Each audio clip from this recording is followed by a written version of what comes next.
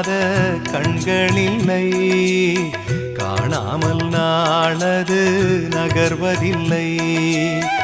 கண்ணன் என்றாலும் கள்வன் என்றாலும் கருணை புரிவான் ஸ்ரீ கிருஷ்ண பகவான்.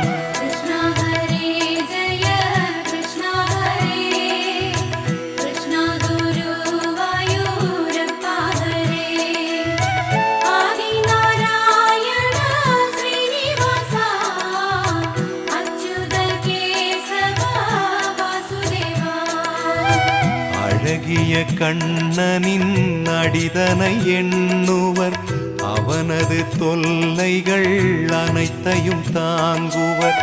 வெண்ணையை திருடிய கண்ணனின் லீலையை கண்டு ரசிப்பதே